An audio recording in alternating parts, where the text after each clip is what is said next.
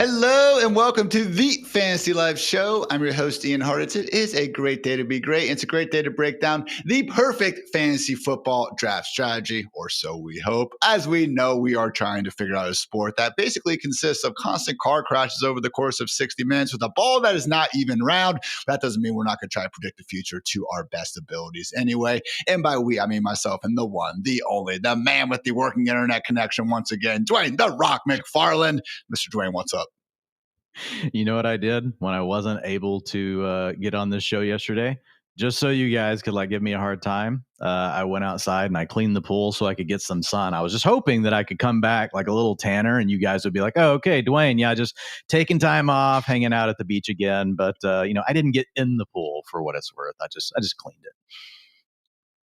Well, it's a good thing you got that done, Dwain, because I know you have been in the lab working on projections and updated rankings over at fantasylife.com, as it's been a hectic cut day here in the NFL streets on this lovely Tuesday. A few bigger just news items that, again, have happened throughout the day. I guess Travis Kelce and Taylor Swift getting married qualifies. We are not going to talk about that, but, kudos and congrats to them.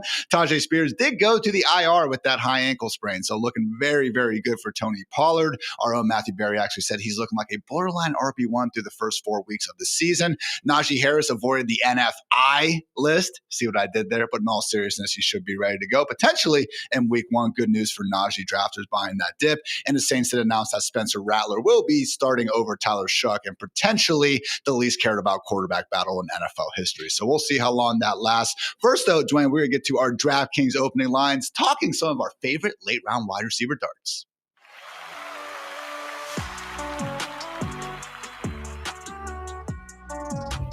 Dwain and I continue to get plenty of drafts done together, particularly over at Real Time Sports. We invite you guys to check out the Fantasy Life Championship. First prize, $500,000 over there if you're into that kind of thing. And basically, Dwain, we were going through it last night and just wanted to take a moment to help people out with some potential later round wide receivers. Because as we've explained, again, a lot of times those later rounds for people in 13, 14 round drafts, you're getting your QB or tight end. Maybe you're just all of a sudden adding a bunch of handcuffs running backs. And I think that makes sense because, again, all the wide receiver value, as we're going to talk about soon, really is more so in the early to mid rounds. You want that position shored up by the time you're getting into the later rounds. That said, Dwain, as we were going through it, basically just got through all of the names on our RB list. And let's face it, there's going to be some drafters who still do need wide receivers late. So again, despite wanting better names earlier, we wanted to go through four guys who could potentially help you out late, specifically Titans rookie Alec Ayomanor, Lions rookie and preseason Hall of Famer at this point, Isaac Tesla, Troy Franklin, the second-year Broncos wide receiver, and then, yes, rise up, Cokeheads, Panthers second-year wide receiver Jalen Coker. Dwain, talk about, again, just why we are especially interested in these wide receivers if we are throwing that capital LATE late-round dart at all. Yeah, and I think one other caveat you could talk about is, sometimes, maybe you started with a really heavy running back draft. Maybe you took three guys in the first 3 rounds last night. We had a drafter next to us. We loved his team. I mean, he started off with Bijan Robinson. He had Amarian Hampton. I can't remember who his running back 2 was, but it was also like Chase Brown or something. So he had a really good start with those 3. Then he had to make sure that he got wide receivers, but he still needed his, his quarterback and his tight end. So in a draft like that, I do want to swing a little bit higher on the upside plays with some of these wide receivers that we're going to take later. And I think these names check some of those boxes. You mentioned Alec Ayomanor in Tennessee. We thought there was a chance Van Jefferson could get cut today. He did make the team, but man, it's just not that stiff of competition. We're talking about Van Jefferson. Yes, he's been in the league a while, but he's never really been able to hold on to a role. It feels like every time this guy is a starter, it's like ultimately taken away from him at some point in the season. So not a real high end target earner. When we talk about Isaac Tesla, you and I obviously have a place in our heart for Mr. Tim Patrick. There have been some years where I remember the year we were really in on Tim Patrick, and then he got hurt, and we're like, wow, like our Tim Patrick bags are really hurting. So have respect for Tim Patrick's game. This is one of these unheralded wide receivers, probably better than we thought, but injuries kind of robbed him of some of his career. But man, Tesla has played so well. Lions traded, swapped 3rd round picks this year, gave away 2/3 next year to get him.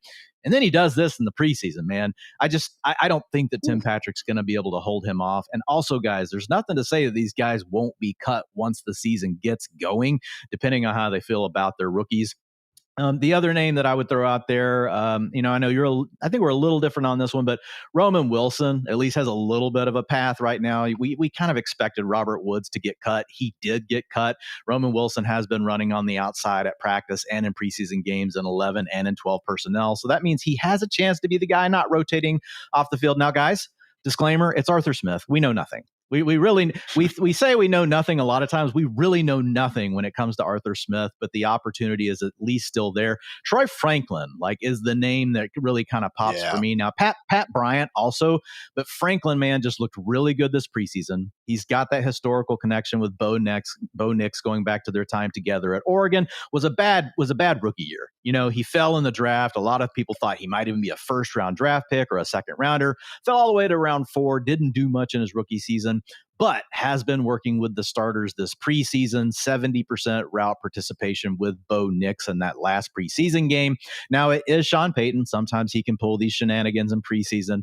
Tim Patrick is actually a great example of a guy that played 100% of the snaps with the starters back in the day with the Broncos and ends up getting cut, by Sean Payton before the season. So still, though, trying to read the tea leaves, it does look like Troy Franklin right now as that wide receiver 3, and he has that big playability. And I thought you gave a great comp to him last night on our draft. You talked about him as Darnell Mooney. I think that's a really good comp. He's not a real big wide receiver, but he's crafty. He's got speed. He's got quicks. Give yourself a nice pat on the back, Hartitz. That's a really good comp. You're getting him late, man, and it's a wide open competition. Yeah. Marvin Mims has been working with the starters in the preseason, but we don't know how fragile that's going to be. And then Pat Bryant. He could also be in the mix as well, but I really do like Troy Franklin. He's a name that I like to pull the trigger on. Not sure if there's a couple of others that you really want to name as well.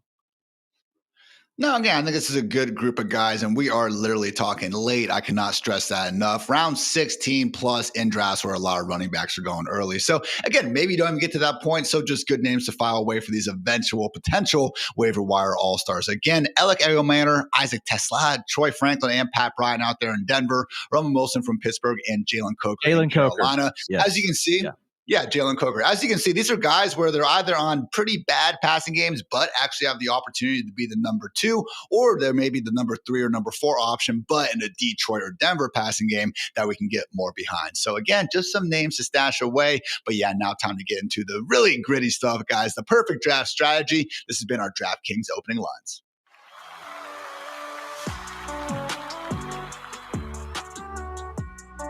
What's up, Saturday stars? The college football season is finally here, and there is no better moment to jump right into the action than now with my partners at DraftKings Pick Six. Brand new players who play just $5 on their first pick set will score $50 in bonus picks. Here's the game plan. Download the DraftKings Pick Six app, sign up using my promo code FantasyLife, pick at least 2 college standouts, and call more or less on their individual stats. Think over 300.5 passing yards for that gunslinging QB, or under a half interception for a rock-steady veteran. Lock them in, track every down, chase your spot on the leaderboard for a shot at cash prizes. So download the DraftKings Pick Six app right now, sign up with code FantasyLife, and own your Saturdays. The crown is yours.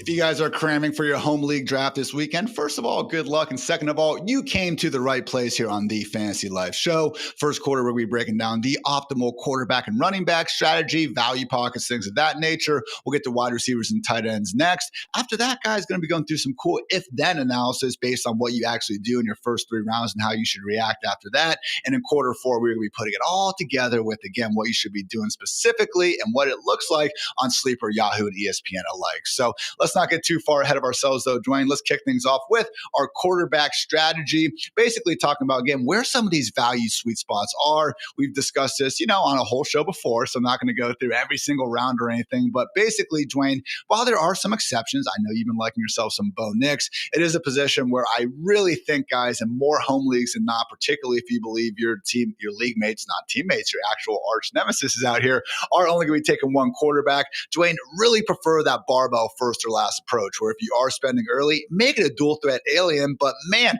the amount of drafts we're in where there's a Brock Purdy or Caleb Williams just going round 10 plus, man, again, not a situation where I'm looking to reach in the middle rounds if there's still good running backs and wide receivers on the board. Yeah, I think that's a really good summary. Basically, in round 3 or even potentially at the end of round 2, like if you're in a 10-team league that only starts 2 running backs and 2 wide receivers and a tight end, that makes it much easier to attack the onesie positions. If you guys are playing in a league where you're starting 3 wide receivers and 2 flexes, it gets a little bit tougher, but I'm not saying you would rule it out. We'll talk more about how you will handle that later in that if-then analysis that Ian was talking about. But I really think that the values are in round 3 right now, Ian. I mean, you can get Jaden Daniels, you can get Jalen Hurts. Jalen Hurts goes at the end of round 3 on most of these sites. And sometimes these guys slip into round 4. If you're playing over on Real Time Sports, you heard Ian mention the Fantasy Life Championship. Last night, we got Jalen Hurts as our quarterback in round 4. We've seen Jaden Daniels fall to round 5. So I think one of the keys, go over to fantasylife.com, check out the ADP consensus tool, sort it based on the site that you're going to be drafting on. We're constantly updating that, and that's going to give you a better feel for how guys are going to handle it in your league. So we want one of those guys if we can. Then it does pivot to what Ian said. Rounds 9 plus. You've got Brock Purdy. You've got Justin Fields. Fields, I'm not crazy about, guys. I know he's had a bad preseason, but he can run for 800 yards. And like, if you do that, you're probably going to be a top 10 quarterback. Caleb Williams, though, that's a big name, a guy that could throw for over 4,000, rush for 500. That's a hard combo to find. Drake London, Drake May, I think really fits into that same exact category.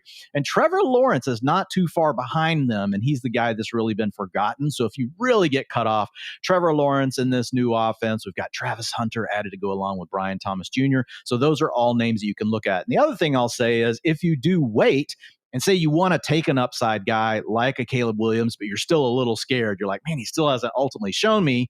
Adding a guy like Trevor Lawrence after that, like, that's a great way to go. You can actually draft 2 of these. I think Ian and I in the past, we've basically been, just draft 1 quarterback. We've really adapted that a little bit. And a lot of that comes back to draft capital allocation. If you guys are drafting Jalen Hurts, you're drafting Josh Allen, you're pretty much done at the position. Unless you're in a really deep league and you just know your league mates are going to take all the backups and you need to roster one. But if you wait, and depending on how your roster looks, that's assuming you're going to be really strong at some of the other positions, you can take 2 in 2025. And guys, again, can't stress enough how much where you are playing matters, okay? ESPN, Sleeper, Yahoo, our ADP board can show you all those possibilities presented by the fine folks at Premier National Sports, of course. But Dwain, again, it's a situation where Justin Fields, for example, look, at ESPN, he's going pick 123. That's not bad, but, Caleb Williams is going right there. Brock Purdy, Dak Prescott just a little bit before. If you, want to go with those guys, that's fine. Meanwhile, on Yahoo, Fields is going pick 84. I want nothing to do with that. There's still going to be some running backs and wide receivers there I really want. Dude, I was in a Roto World mock draft though today. You and me did one last week. I was in another one today. On Sleeper, Justin Fields is ADP 145. He's going as the QB 17, man. At this point, I got him in round 13. He is a pure late round dart. Maybe he can't throw a forward pass in the year 2025. In round 13, Dwain, I am willing to click it and find out once and for all. So what did I do afterwards? I went around and I scooped up another quarterback. I believe it was actually Caleb Williams at that point in the draft. So again, really just every single time I wait on quarterback, I am pleasantly surprised at the sort of names available late. So great stuff there. I did want to ask you though, Dwain, about some specific, different sort of league types. Sure. So super flex strategy. I've been in a couple of these recently. Really, I think if you have a pick in the first 4, fantastic. You're going to get one of Josh Allen, Lamar Jackson, Jaden Daniels, or Jalen Hurts, and you should be feeling good about it. After that, though, Dwain, are you okay waiting a couple rounds and getting some true blue chippers at the position before going back? Because it does seem like there's a bit of a lull, after those guys. I know Burrow, Mahomes, they deserve to be ahead, but personally, man, if I can even push it to round 4, round 5 to get my quarterbacks, I really like the way those rosters are turning out in Superflex. I'm willing to take Joe Burrow in round 2 if he does make it back to me.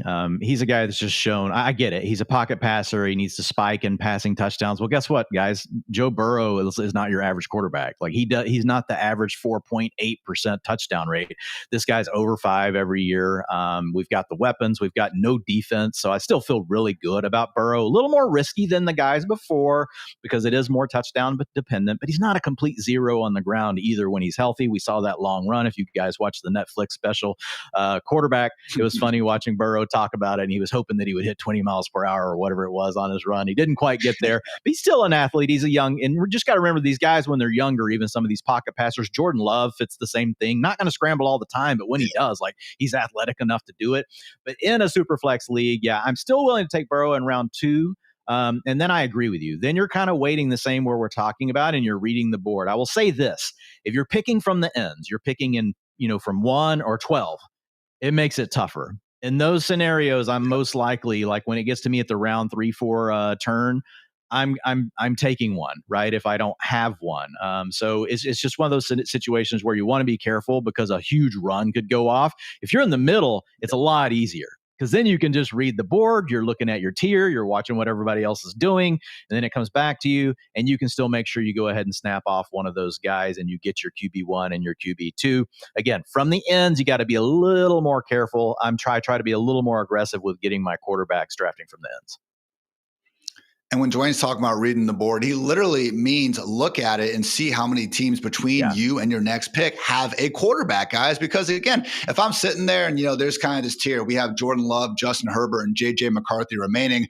I need a quarterback. Let's say I'm picking, in the 5th spot. If every team between me and the turn already has their 2 quarterbacks, guess what? There's a really good chance they're going to be playing catch up. And even if 1 or 2 teams happens to take a third, unlikely, we have 3 options. Then I can feel confident in my ability to go ahead and pass on quarterback, get another blue chipper, and build that much stronger of a roster. So good stuff there, Dwayne. We'll get back to quarterbacks here a little bit later in the show when talking about exactly how to do them based on your first few rounds. But for now, I want to go into some of the RB value pockets, a situation, Dwayne, where again, just based on the fall off that we start to see, I would say after the first 20, 21 running backs, honestly, you can even argue 13 or 14, depending on how you're feeling about some of the olds in there. More times than not, man, the drafts that we felt best about, usually 2 running backs inside the first 4, if not even 3 rounds. Again, depends on home league prices. We're playing in real-time sports where these guys are flying off the boards. We're talking about DeAndre Swift going at the end of round 4. But even in traditional home leagues, Dwayne, again, we're going to talk about wide receivers in a little bit, but I want to have a lot of bullets ready to go ahead and attack wide receivers in rounds 5 through 9. So the more times I can have a hero or even superhero or RB build in the first couple rounds, the better. Yeah, the way that the draft boards are falling this year, and home leagues honestly are a lot more like what we see with the Fantasy Life Championship over on Real Time Sports, where the running backs still typically go earlier in most home leagues that I'm in.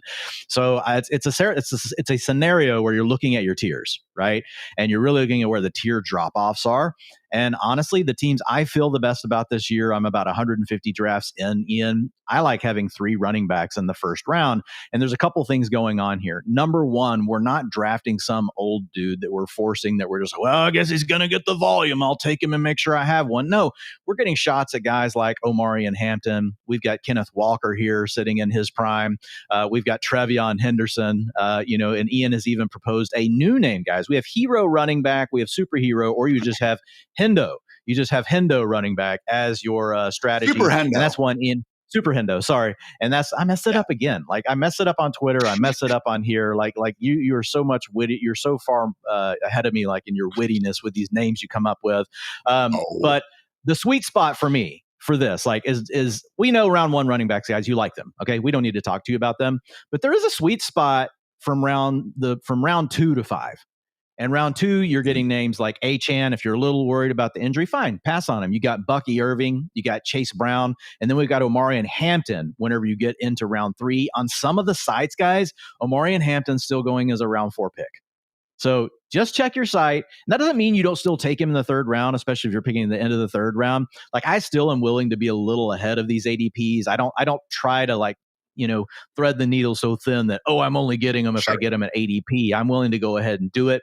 If you look at rounds 4 to 6, man, we've got Trevion Henderson, Kenneth Walker, RJ Harvey. You can even throw Isaiah Pacheco in there. He's toward the latter part of that. I'm not super into Isaiah Pacheco in round 4 or 5, but man, if he gets to round 6, I'm a little more interested in him there. So I'm really trying to have 3 running backs by the time I get through that range. If you are setting on 1 or 2, the next little sweet spot is really around 7 to 9. Jordan Mason, a guy that you've done a great job of talking up this year, Ian, potentially in a role very similar to David Montgomery, and nobody really knows, and a revamped offensive line for the Minnesota Vikings. We love the play caller. We've got JJ McCarthy. There's a chance they're going to run the ball a little bit more there. Tony Pollard, who you already talked about from Mr. Matthew Berry, at least for the first part of the season, is going to have a really heavy workload. Don't know if that deteriorates when we get Tajay Spears back, but we don't know with Spears. I mean, it's going to be on the pup for 4 weeks. It's a high ankle sprain. It could take him a little bit longer than that. So going to get some good value from Pollard. The big name that I want to call out here is J.K. Dobbins. Like J.K. Dobbins, as much as we also like R.J. Harvey, but J.K. Dobbins is probably getting 40 to 50% of the workload in Denver, and it could end up being even larger than that. That's something that you can like in a Sean Payton offense, which is one of the few offenses, Ian, where we have seen consistently a head coach be able to put two running backs into the top 24. Yep. So I really like the pick on Dobbins. One final name, two final names, really, just the backs in Pittsburgh. Jaylen Warren, Caleb Johnson. You are buying into uncertainty, guys, but that's why they're priced down. Jaylen Warren has a 3-down skill set. If it works out for him this year, he's going to be a steal in fantasy. If it doesn't work out for him and Caleb Johnson takes over, he's going to be good, especially as you get to the middle part of your fantasy season. So sometimes you get to these running backs where you're like, man, I don't want to take one because there's so many of them. You have to remember the reason they're getting priced where they are is because of the uncertainty people have. But these players do have the skills, especially in a hero running back build where you've only got one. You want some upside swings in that range of your draft. So I think those guys also fit the criteria that we're looking for. Last question here on running backs, Dwain. Where do you kind of draw that line about in round 2 or even round 3 where you are willing to start going to the quarterbacks? Because again, we love us some Travion Henderson, Amarian Hampton, Mr. Ride or Die over here. Even Chase Brown is someone where I know you've talked about him having some dead zone qualities. Let's face it, wasn't the most efficient running back in the world last year, despite having that game-breaking speed. If, again, no one wants to be within 20 yards of the guy, but that's neither here nor there. Again, where do you kind of think about where it's like, you know what, Kyron Williams, James Cook, you guys are fine, but just give me Josh Allen. Is that pretty much the line? That's about the range. Yeah. I mean, you could even make an argument over Jonathan Taylor as much as we love him. Like he just doesn't catch passes. Now, if you go back, and you really look at the history of these backs, and I encourage you guys to go back out and check Talk Data to Me, the episode last week, JJ Zachariason was on, and he talked about this specific concept that he's really researched more than anyone else. But he essentially went back and he just looked at receiving production, right, in the previous year for running backs. And he looked at, based on how much they outperformed their ADP, like what that meant for the next season. And there was only one name that really was great season over season that didn't have a big receiving role, and it was Derrick Henry. Now, you could argue that Jonathan Taylor is kind of a similar archetype, right, to Derrick Henry. So I can still see it working out for him. Like you and I talk about him, I can see 1,400 rushing yards, getting 10, 12 touchdowns. But we really do need the Colts offense to run well. He's not going to get catches, especially after adding Tyler Warren. So I think anywhere in that range right there is fine. And I again, read the board. If you're looking at the board and, maybe there's 4 quarterbacks you're fine with, but you want to go ahead and get one of those running backs and it's Josh Jacobs or Jonathan Taylor, you can still do that and come back and get Lamar Jackson potentially in round 3. But I do think that's the range, especially in these home leagues that start 2 running backs and 2 wide receivers, that you can start to consider the dual threat elite upside quarterbacks. Great stuff there, Mr. Dwain. We're going to go ahead and move on now to wide receiver and tight end strategy presented by the fine folks at Gopuff.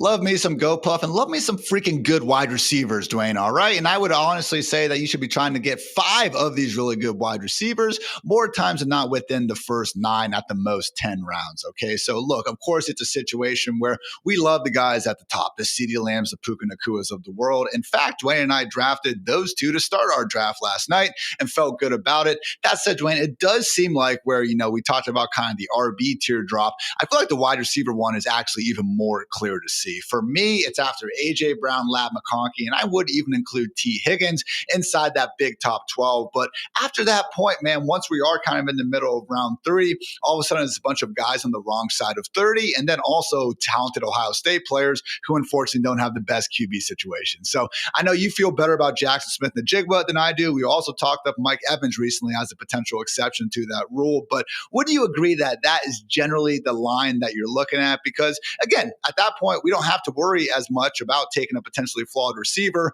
still some good running backs, and obviously elite quarterbacks and tight ends on the board. Yeah, again, that's where the elite quarterbacks come into play. You could go with an elite tight end as well. You've got Trey McBride falling into round 3. We'll talk more about that position here in a second. And when I look at this, I think the beauty of it is, guys, like this year, you're getting wide receivers in round 2 that in years past would be round 1 wide receivers. We've just really got this loaded top 16, 17 players right now. So Nico Collins going in round 2, like that's insane. Brian Thomas Jr. falling to the middle of round 2 on a lot of these sites.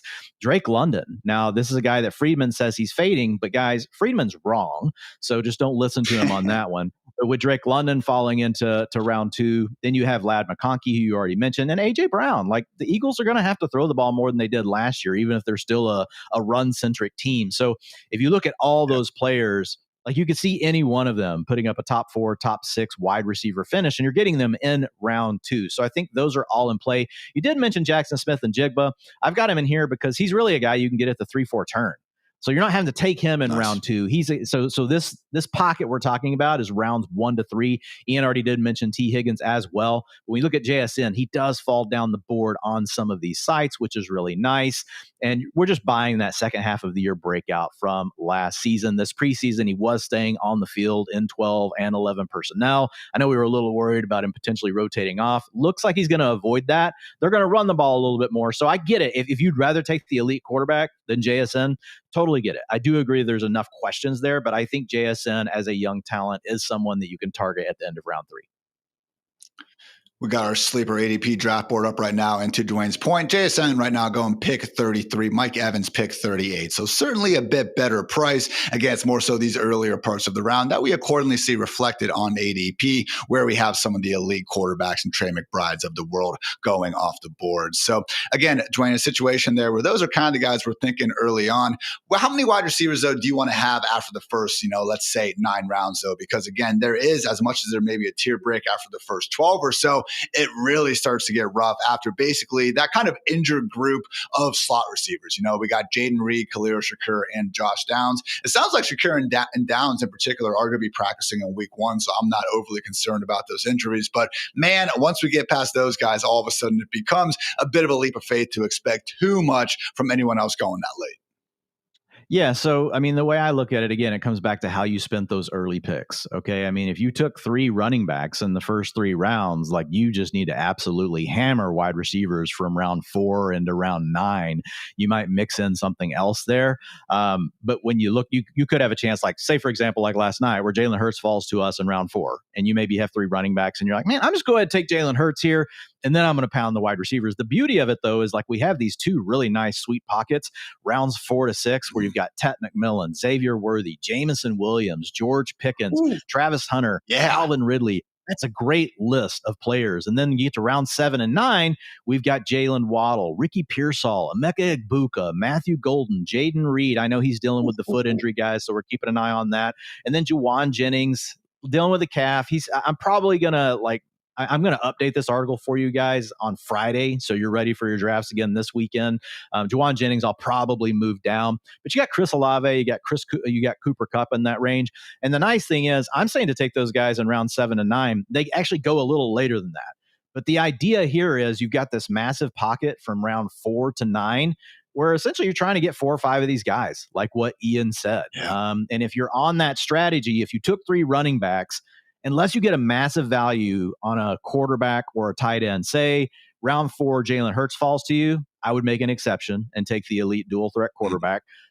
George Kittle falls to you in round 4. I might be willing to go ahead and take the 1 elite tight end, even though I started with those 3 running backs. Now, the caveat here is, if it's a league where you've got to start 3 wide receivers and then 2 flexes, those sort of leagues, which honestly, guys, are the funnest. You should set your leagues up that way, where you're starting more players. It's just fun that way. Yeah. You do you, though. But if you're playing in a league like that, it gets tougher, because the supply and demand dynamic changes around the wide receivers. Now, whether or not your league mates will react to that the correct way, we don't know. So you know that better about your league mates. I was in a home league draft this last weekend where you had to start 3 wide receivers and you had 2 flex, and it was PPR, and people were just letting them fall. They weren't adapting to the fact that, wow, you really want a lot of strong wide receivers in this format. So you guys know your leagues, but I think there's a real nice sweet pocket there. And then there are a lot of guys after round 10 that kind of mix in as upside plays if you're not crazy about your group overall. Especially, again,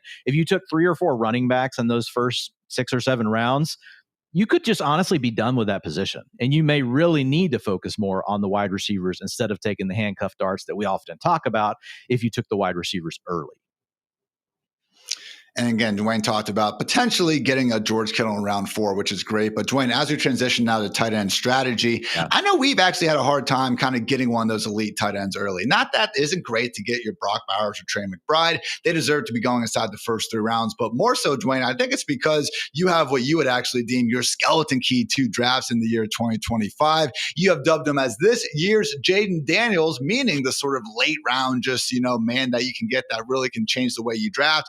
Colts rookie tight end Tyler Warren, a situation where, again, we have Kittle, we have McBride and Bowers ranked ahead of this guy. But, Dwain, just based on the factors we're looking for, if there is going to be someone going late that has a chance to break into that top 4, it sure seems like Tyler Warren could be that guy. And accordingly, man, we're good waiting at the position because guess what? Even if you do miss on Tyler Warren, not ideal. We got Tucker Kraft, we got Colston Loveland. We got enough late round options at tight end who, again, do have some of those high end elite, if you will, traits that honestly, man, in round 3, also, I'm more willing to go elite quarterback than tight end.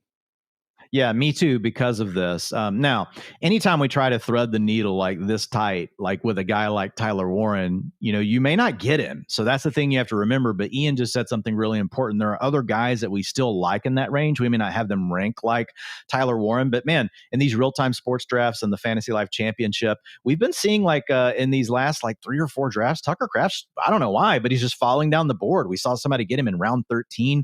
Didn't have a high target share last year, but obviously a player that can do a lot of things whenever you get him the ball in space. So why not try to scheme up some more things if you're Matt LaFleur, whenever you're thinking about a guy named Tucker Kraft? And we just kind of know, Romeo Doubs is fine, good player, but not like an elite target earner. Christian Watson dealing with an injury. Matthew Golden, we already talked about. We love targeting him.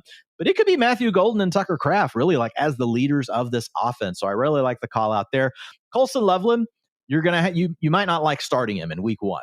But he does have the upside to really come on for you later. So he gives you traits that you're not going to get in tight ends that if you wait past him. The other name we've obviously got to throw in here is David Njoku. David Njoku is the volume play that nobody just really wants to take. We've seen him play well with Joe Flacco in the past.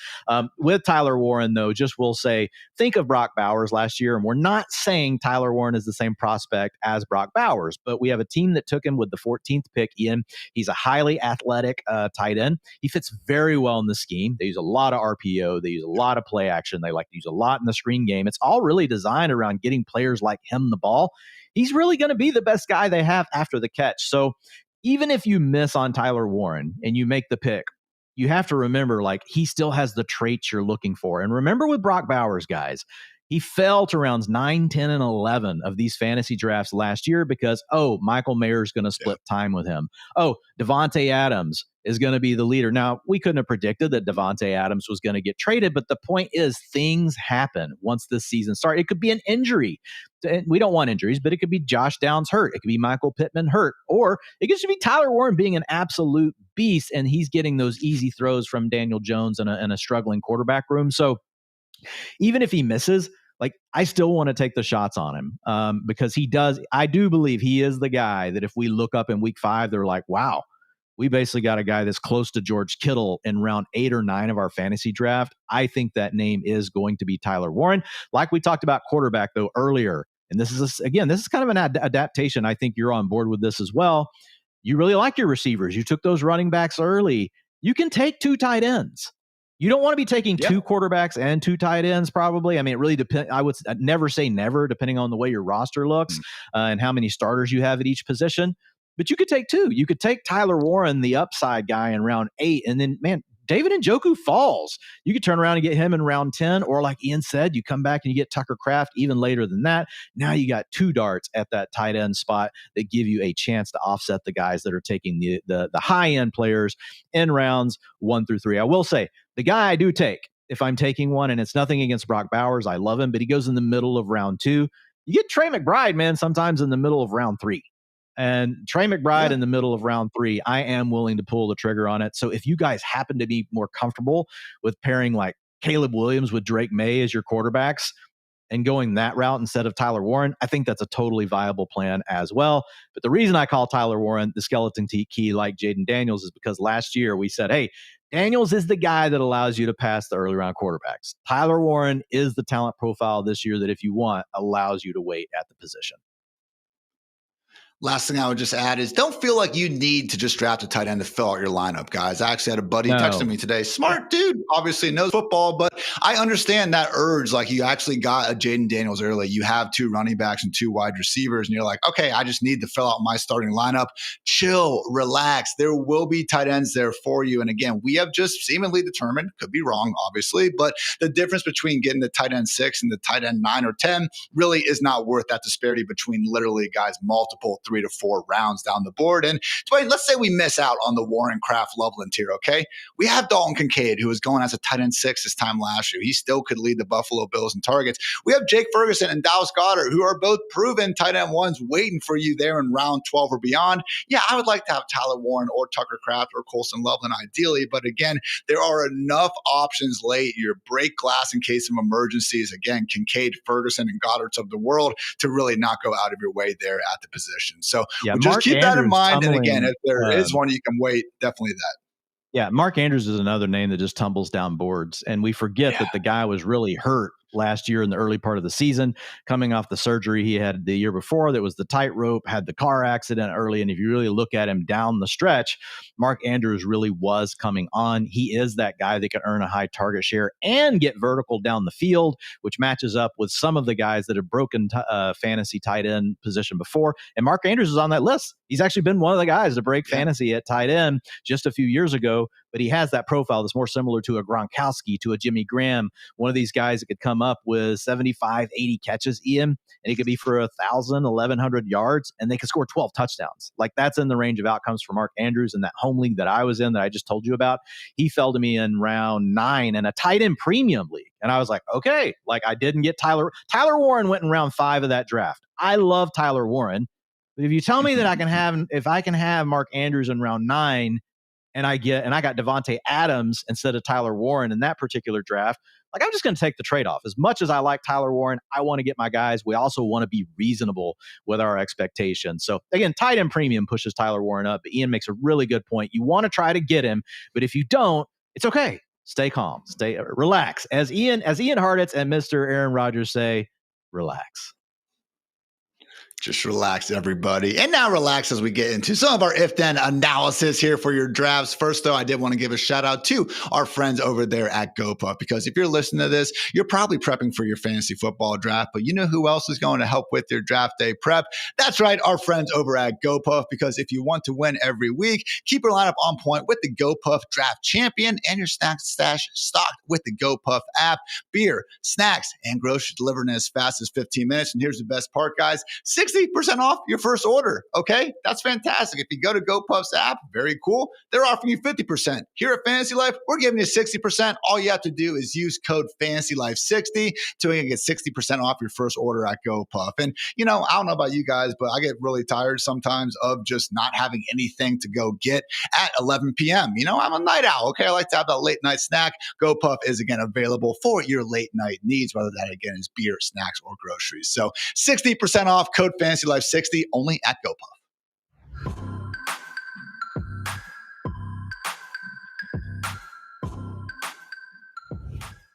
All right, Dwain, again, you have laid out this perfect draft strategy for everyone in article form over at fantasylife.com. And you will have it updated by the end of this week because you, my friend, are a man of the people, and we appreciate you for that. We did want to break down one key part of this article, and it's basically an if-then analysis where it's basically letting people know, hey, first 3 rounds of your draft, let's face it, okay, we're picking from the top 36 players. You really have to mess up to make your team look bad after the first 3 rounds of your draft. The important part, though, Dwain, is just making sure you don't get caught too far behind the other positions, because unlike the first 3 rounds, when you start getting to round 9 or 10, guess what? It's a lot tougher to play catch up if you have not exactly, allocated the proper resources across the board. So talk about this chart that we have up now, again, for our YouTube and TV faithful, that again, you guys can find at fantasylife.com, basically demonstrating that whatever you do in rounds 1 to 3, that's okay, but then just be aware of what you then need to do in rounds 4 and beyond.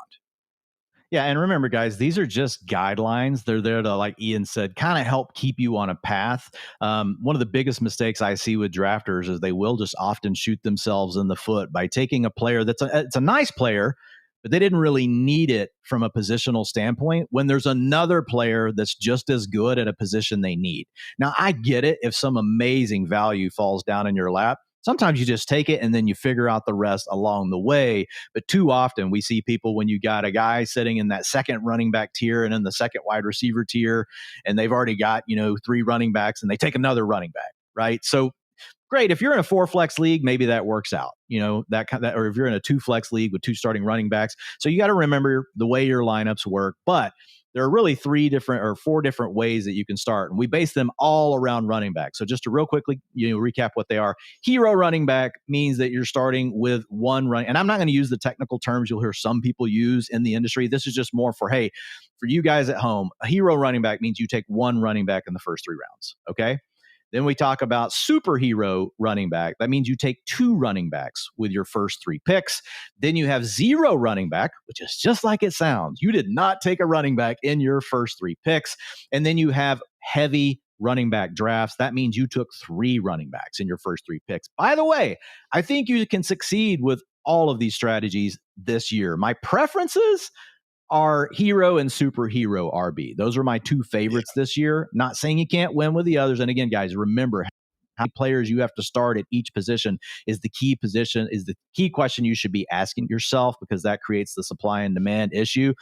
But once you've chosen your strategy, essentially, let's say you go hero running back, and you take 1 running back and 2 wide receivers. Let's say that the example is Christian McCaffrey in round 1. Then you come back, you get Brian Thomas Jr., feeling pretty good about yourself. And then you get Ladd McConkey. So you have 1 running back and 2 wide receivers. That means you are in the hero running back draft strategy. From there, you now have 5 different ways that you could go, and this table lays it out. It shows you in round 4 to 6, there are these 5 paths you could take. And depending on which one you choose, it then tells you how you need to be thinking about round 7 to 9 and how you need to be planning ahead and thinking about those specific players. So just to give you an example, let's say you went with the hero running back strategy that we just talked about. Then you turn around and you go with Trevion Henderson and RJ Harvey and Calvin Ridley. So that means you now have 3 running backs on your team and you have 3 wide receivers. What do you not have? You don't have a quarterback and you don't have a tight end on your roster. So that says, okay, you are now in category bucket hero running back D. So you'll see that second column next to strategy by hero running back, and you see, oh, that's D. I just took 2 running backs and 1 wide receiver, and it tells you in round 7 to 9, take 1 running back or receiver. Basically, take the best value, guys. Take the one that you like, or if you feel a little weaker about one of the running backs you took or the wide receiver you took in rounds 4 to 6, that can also dictate how you handle it. But you're probably tacking on a quarterback and a tight end right there. Now, you're reading your room. If all the quarterbacks are falling, and Ian and I have done this over at Real Time Sports, there's been times when we're like, we're going to go ahead and we're going to squeeze in another wide receiver right here, because Caleb Williams, Drake May, all these guys we like, they're all there. And like Ian said earlier, we're looking at the draft board and we're like, all the guys to our left, like 4 out of 5 already have one. We don't think the guy that took Josh Allen and Lamar Jackson is ready to take his second one yet. So we think one of these guys fall back. So remember, these are guidelines. You want to be pairing this with what your draft board looks like. So in that scenario, you might decide, I'm going to go ahead and take the tight end, Tyler Warren, but I'm going to grab 2 wide receivers or running backs here. And then I'm going to get my quarterback in the 10th round. So you just got to read the draft board, but this is a nice way to just help you to be thinking ahead as your draft is going. And the main thing that happens here, and you and I have seen this, Ian, is you can get into these spots where you're in a real crunch between rounds 9 and 12, because you're like, holy crap, I still need a tight end. I still need a quarterback. I still need another running back or wide receiver. And it can create like this moment of panic. So you just need to be prepared for how you're going to spend those picks. And sometimes it causes you to make some tough decisions. You and I did it last night in a Real Time Sports in the Fantasy Life Championship. It got to us in round 8, guys, and Rome Odunze was sitting there. But we only had 1 running back on our team. And Ian and I said, we have to eat our vegetables here. We took David Montgomery. And guys, just to be clear, we already had 5 wide receivers on our team. We were really good at wide receiver. The value on Rome Odunze was amazing, and you could argue that we should have taken it there, but we felt that, we need to get our second running back. David Montgomery, we know is going to play. He's got massive contingency upside if something happens to Jahmyr Gibbs. So those are the kind of things that you got to be thinking through. And if you were to take Rome Odunze there, Well, then you just look at this table and you start thinking, okay, now what does that mean for me? And what do I really need to be thinking about in the next rounds? But it sets you up all the way, Ian, no matter what way that you might start.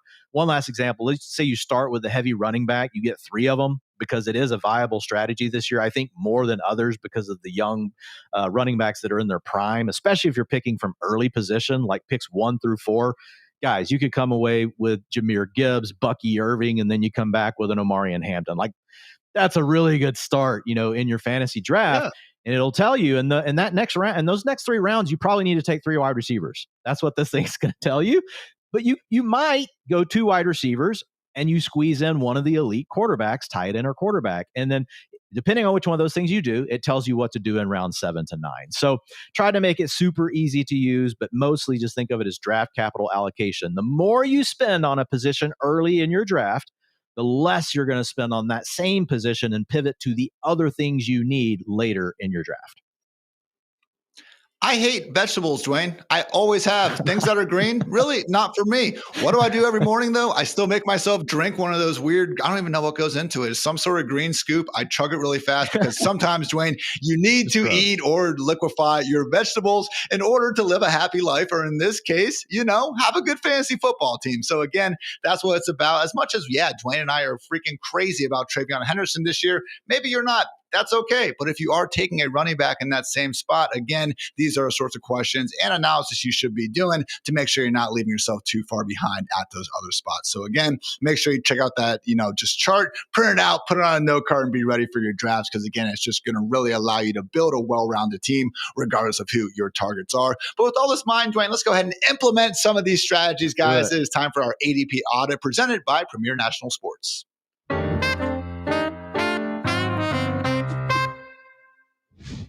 All right, guys, where are we going rapid fire a bit here? ESPN, Sleeper, and Yahoo showing what it looks like to, again, implement some of these strategies based on having an early, middle, or late round pick. So, Dwayne, you can take it away here. We're going to kick things off with ESPN.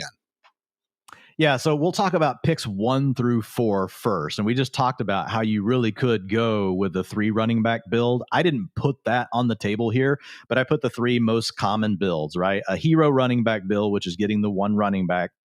And then your other 2 positions could be receiver or whatever. It could be a tight end or a quarterback. And then you've got hero running back plus the quarterback or tight end, the elite one, right? And that's in the middle. And then you've got superhero running back, which is getting 2 running backs in the first 3 rounds. And all this is designed to show you guys is to give you some ideas of how your team might shake out based on the current average draft position on ESPN. And it lets you really decide, like, what am I most comfortable with here, or which thing do I like the most? And then based on that, you can kind of start to pre-formulate your strategy. You don't have to be stuck to that. A great value falls to you. You might change that. But the idea being, if you went with a hero running back, you're getting Jahmyr Gibbs. You're coming back, you're getting Drake London and Ladd McConkey. This is in a full PPR setup over here on ESPN. And then in round 4, man, you're coming back for Travion Henderson. Then you're getting George Pickens in round 5. And on ESPN, guys, you're getting a real value on RJ Harvey falling into round 6. So now you got those 3 running backs that we talked about through the first 6 rounds. And you've also got the 3 wide receivers that you really like. You're pretty balanced. It really opens you up in these upcoming picks. You tack on 1 more wide receiver in round 7 with Tet McMillan. And then we get the guy we've talked about, Tyler Warren, and he goes in round 9, but I'm telling you, just take him in round 8. Like, your team's looking really good so far. And then you come back and you get, and in this example, I didn't take the quarterback like we talked about in round 9 in this strategy. We actually looked at it and we're like, we think Drake May's still going to be there. I'm just going to go ahead and add Ricky Pearsall as well, because this is a full PPR league. And let's say we're starting 3 wide receivers, and then you get Drake May in round 10. And so you guys can kind of work through that for each one. I won't, bore you. But the main thing looking at it is, like, Tet McMillan is in round 6. You've got George Pickens and Calvin Ridley in that round 5 range. We talked about that sweet pocket earlier. Jamison Williams in round 6. And in round 4 on ESPN, you've got Omarion Hampton and Travion Henderson. Now, you got to watch where you're picking from, guys. And this is looking at those teams that we're picking from early position. But Omarion is falling occasionally in some of these drafts. So just wanted to give you some of the different options that you could have from this spot.